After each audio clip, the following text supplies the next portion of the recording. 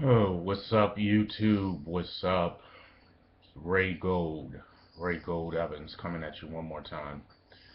Today is June 5th, 2014. Um, Broadcasting live once again, early. It's 5 o'clock in the morning. Broadcasting one more time here from Panama City, Panama live.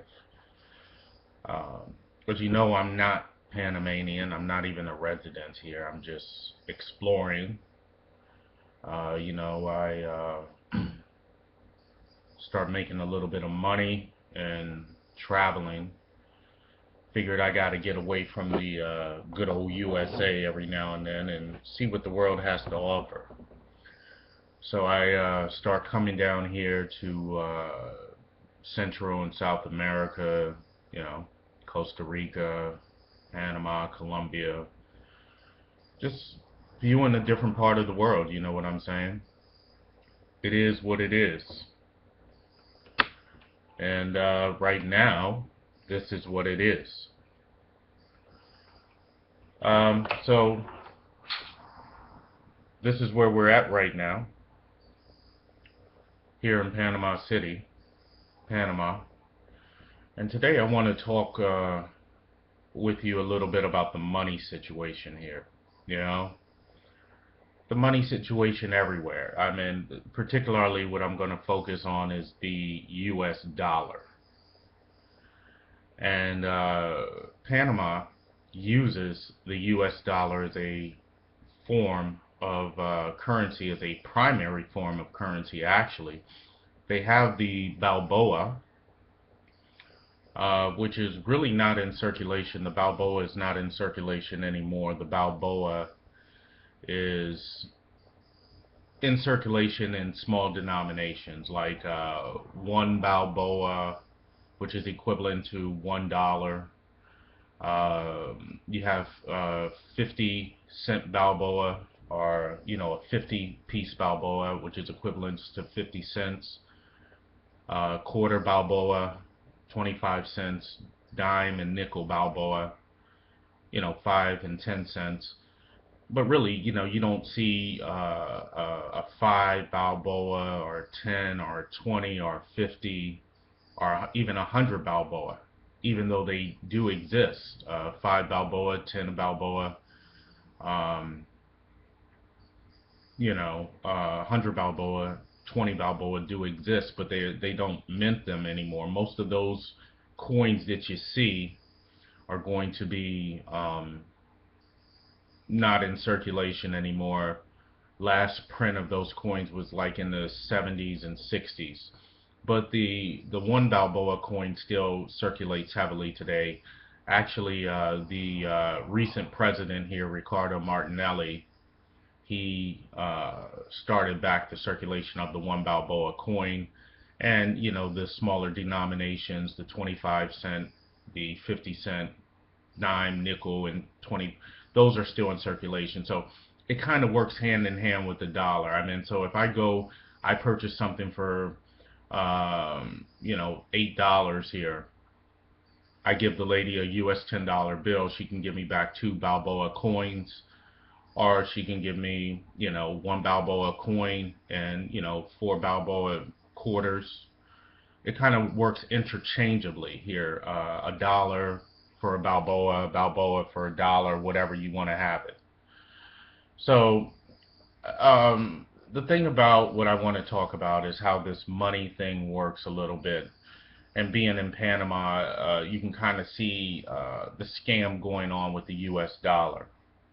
Like I said, this Balboa works interchangeably with the U.S. dollar. It's crazy down here. If I give someone a $20 bill to pay for an item, uh, maybe, like I said, maybe 16, $17, she'll give me back maybe 2 Balboa coins and 2 $1 bills. And believe me, these $1 bills are so old. I mean, it's just, I look at the people like, ridiculous. Are you serious? I mean, these $1 bills that they give you for change, a US $1 note it's so dirty and beat up. I mean, it's ripped, taped, dirty, like it's been in somebody's pocket through the washer machine 50 times. I mean, it's ridiculous. If I give somebody a new $20 bill and they give me back change like that, it just makes me feel like I have nothing. They may as well have not given me anything. Another thing I wanted to point out is that Balboas today are not in bills. There's no bill Balboa. Every Balboa is a coin. Even if you have a mintage 1 Balboa or a 20 Balboa or 5 Balboa coins, the one that were minted back in the 70s and 60s,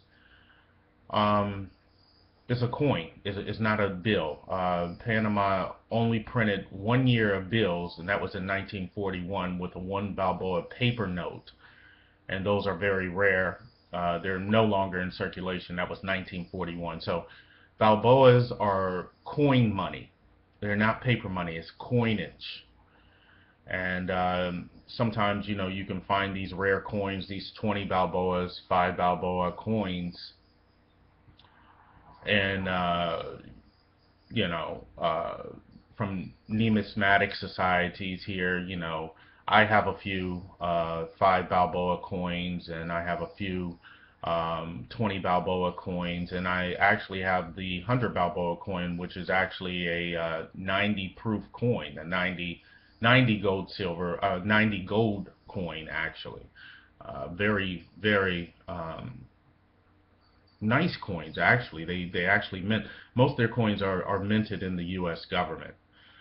Um, the thing I really want to talk about here today is about this whole dollar thing, and how a country like Panama grows in conjunction with assistance from the US using the US dollar. I mean, as you know, that the US government was here for a long period of time. They've occupied Panama since they took over the canal in 1904. The canal was complete in about 1914.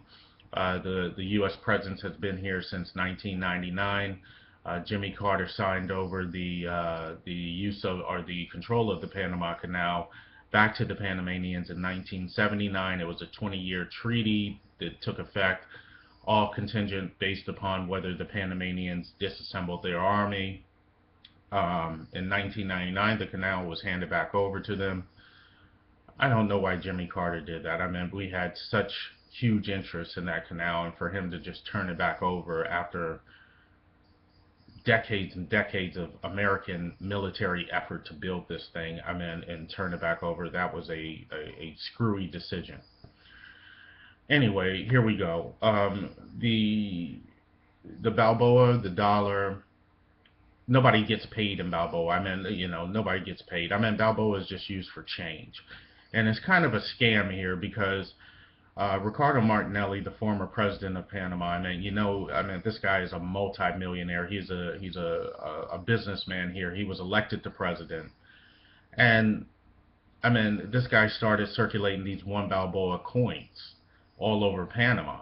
And I mean, they're new coins. And I mean, even change like quarters, dimes, nickels, and halves, they're all new. So, like I said, if I'm visiting Panama, I give somebody a $20 bill. They give me back some change, like for an item that's $16, $4 Balboa. Say I go get on a plane and I go back to the United States. I still got these 4 coins. They still have my 4 US dollars. I cannot use these 4 coins in the US, but provided, you know, they can still use my $4 in circulation here. So it seems like the rate in which tourism is growing here, I mean, people are bringing foreign currency here and giving change, well, not really change for euros or change for sterling pound, but they're giving change for US dollars. Say I walk away and I get on the plane and I still got maybe $6, $7 change in Balboa. I'm not going to be able to use that at the local market in the USA, but they're going to be able to use my 4, 5, 6, 7 US dollars. So the economy grows exponentially by that, because they're printing, or they're coining money that has no value anywhere else other than Panama, but US dollars have pretty much accepted currency everywhere. I mean, you go down to Colombia, they're going to take your dollars. You go to Costa Rica, they're going to take your dollars. You go to the U.S., they're going to take your dollars. They ain't going to take no Balboa. But you look at this whole sign of money in general, the way it runs all over the world. And I mean, this is just speaking in Panama, one of the places that the U.S. occupied until 1999, from 1904 to 1999. I wish their presence was still here. I'm sure it would be a lot easier to get along here if it was, but anyway, it is what it is. You know, if you look at this whole system of money, and I'm just using Panama as an example. I mean, I'm sure there's a whole lot of other places that have this thing with money. This whole money thing is just the biggest scam I've ever seen in my life, and the reason that people bow into it, the people, they're scared. They don't know anything else. And this is what I'm talking about in most of my videos, a new paradigm, a new way of looking at things. If you ever see the YouTube video, the audio, the book, the handbook is called The New Paradigm. I mean, you can download the audio book, you can download the PDF version. Get a chance to read it. I mean, it's extremely long. You can listen to it on audio these days. It's on the audio recording. Most powerful thing. We need a new paradigm. We're still selling ourselves short for this fiat currency. And whether it's a coinage of money like the Balboa, or whether it's a paper note like the U.S. Federal Reserve note, it's not backed by anything other than your belief that this thing has power. It's not backed by anything else other than your belief in your labor. Your labor, your belief, your faith is what gives the U.S. dollar or any other fiat currency power. It has no power. It's not backed by anything of sound, substantial value, nothing. It's not backed by gold, not backed by silver, not backed by palladium, rhodium, platinum, nothing. It's not backed by minerals or resources, gross national products. It is backed by nothing. Not even the fucking ink or the paper it's printed on.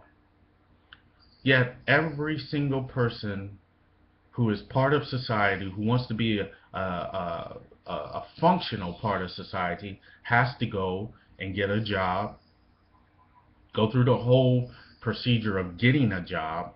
Oh, my social security number, my ID, my background check. They even want your credit check now. They want to know where you work, where you've been, what you've been doing for the past 10 years. All for what? A paycheck that you got to work 2 weeks or even a month sometimes. Go report to an office for 8 hours a day. And then when you get your paycheck, they already deduct it from it. Federal tax, state tax, local tax, social security, old age and survivors tax. And then you go to stand in line in a bank, and what? They're going to give you some dollars that are printed upon bullshit. People, man, you've been sold short. You've been sold so short, and you continue to buy into this game because it's part of the old paradigm. The old paradigm is, like your parents used to tell you, oh, go to school, study hard, work hard, find a good major or good trade, work hard, study hard. Oh, then, you're going to find a good job. You're going to be able to pay your student loans and your bills. Oh, get a house, 30-year mortgage, find somebody to marry. Oh, okay, get a car, get this, get in debt, and then you spend your whole life, 20, 25, 30 years, stuck in a job that you hate. For what? Just for money? Is this what life is all about? Is this what it boiled down to? A couple paper notes, a couple coins in your pocket, and then you put it, oh, save it in the bank. Put your money in the bank like an idiot. People, when you put your money in the bank, you are investing in the bank. Dumbass, you are investing in the bank. You are an investor. Just like if somebody was starting a new business here and they were selling stocks and bonds to invest in their new business. Say the new business failed within a year and I invested $10,000 in that. I lost if the business fails. There's nobody going to come give me my $10,000 investment back. It's the same thing with a bank. If you put your $10,000 in a bank and the bank fails, you say, oh, well, I'm FDIC insured. The FDIC is not going to cover your $10,000 if 1,000 banks failed that week. The FDIC has no money to cover that many banks. Or say all the Bank of Americas, or all the SunTrust banks, or all the Fifth Third banks, or all the Wells Fargo banks, or all the Citi banks failed. You think the FDIC has enough money to cover all those people and their money? It's a scam. And here in Panama, these people are so stupid, they put their money in banks that aren't even insured. At least in the United States, you have some sort of backing, like the FDIC gives you some security. You know, there's a chance I might get my money back if the bank fails. But here in Panama, these people put their money in the bank. There is no such thing as insurance on a bank, unless it's the National Bank of Panama. But most people put their money in private banks. I can't believe how idiotic people are today over this money thing.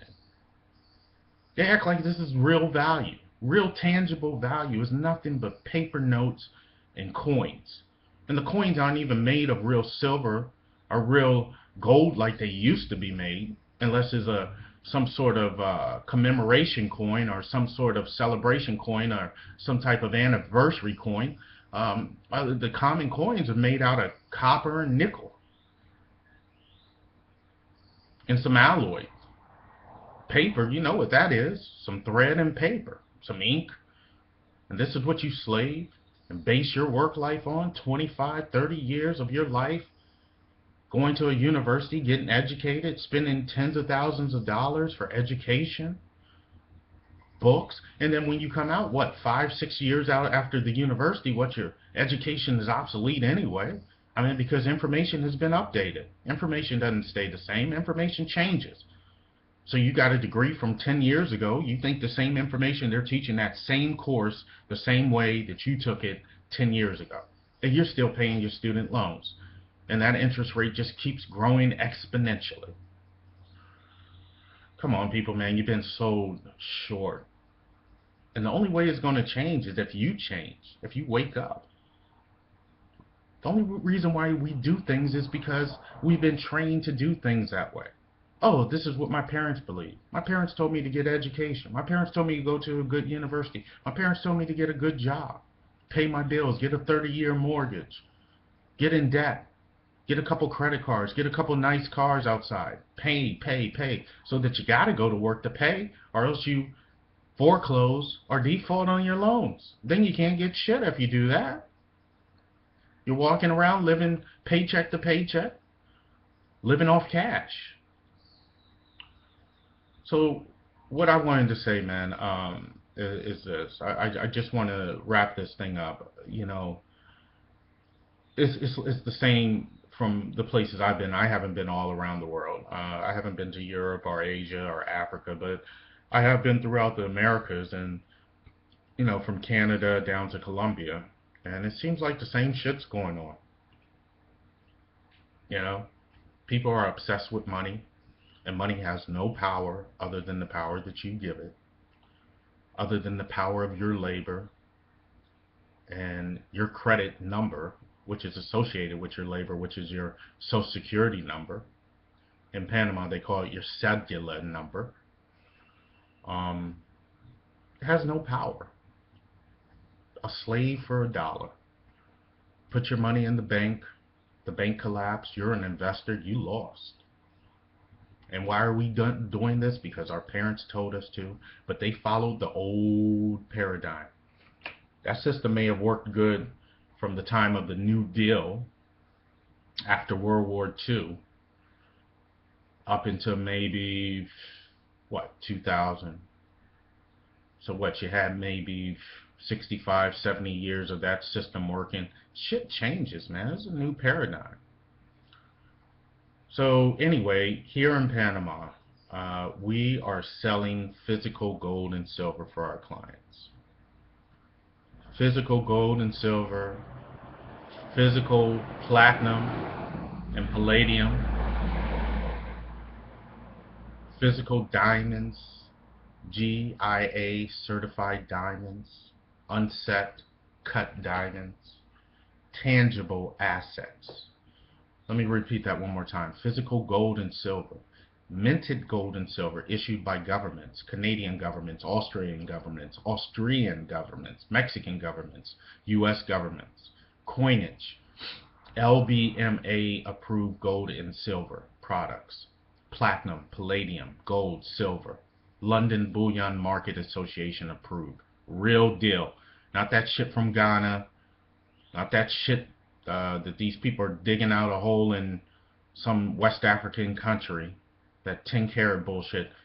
9999, 4 9s, certified, LBMA certified hallmark gold and silver products, as well as platinum and palladium and GIA certified unset diamonds. Protect your assets. Get out of these banks. Get out of that job. Get out of this monkey rat race, running around in traffic and rush hour and being a slave to some fucking job that you're never going to get ahead in. Get out of it, man. Declare your sovereignty. Declare your independence. Freelance your work. Be a private contractor. And live your life independently as you were ordained to do by being born on this planet. No government should tell you what to do. Your parents probably loved you and gave you advice that they knew how, but that system's old. Just like following that old religious system. It's old. It's outdated. It's null and void. It's not valid. It's an old system. It doesn't even prove effective. It doesn't even prove real. Can't even be proven. It's just a story. All this shit is just a storybook, and people are still following it.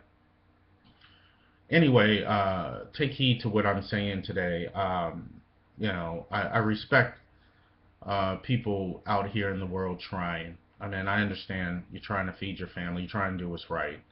Everybody just can't jump out. I mean, I understand. But just coming to the realization, once you come to the realization,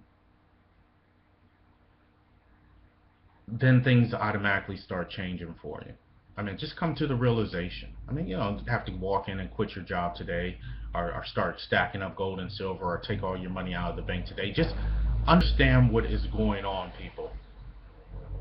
Understand what's going on. Peace always. I am out. I hope you find this informative. Share it with a friend. I'm out.